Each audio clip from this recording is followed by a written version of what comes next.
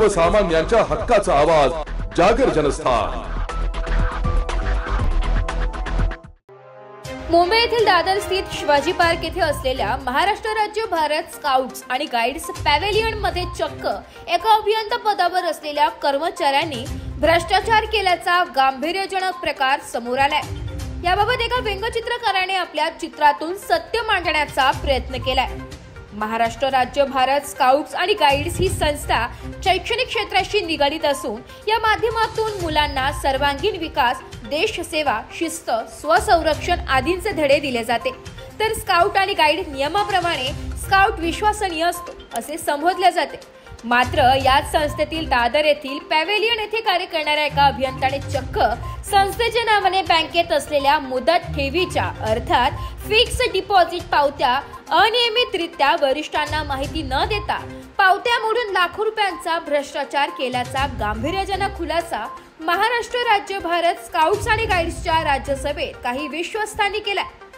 विशेष म्हणजे सदर अभियंत्याची मुळात नियुक्तीच अनियमित असताना देखील कुठल्या अधिकाऱ्यांच्या आशीर्वादाने तळ ठोकून बसून महाराष्ट्र राज्य भारत स्काउट आणि गाईड संस्थेवर मलिदा खात असावा बरं असा यक्ष प्रश्न राज्यातील तमाम स्काउटर गाईडर यांना पडला असून सदर अभियंता हा इतर कर्मचाऱ्यांना फूस लावून चक्क उपमुख्यमंत्र्यांच्या आदेशाला केराची टोपली दाखवीत संस्थेवर पदाधिकारी नको म्हणून पदाधिकारी विरुद्ध कर्मचारी असा लढा देत मुख्यमंत्र्यांच्या दरबारी धडकत असल्याचं समजलं जाते।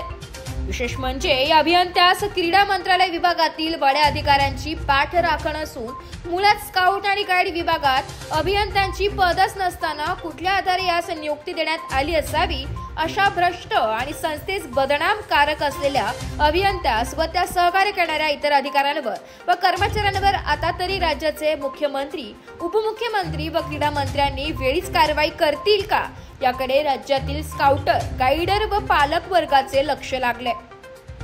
जागर जनस्थान करिता ब्युरो चीफ प्रतीक कुरेकर, दादर, मुंबई।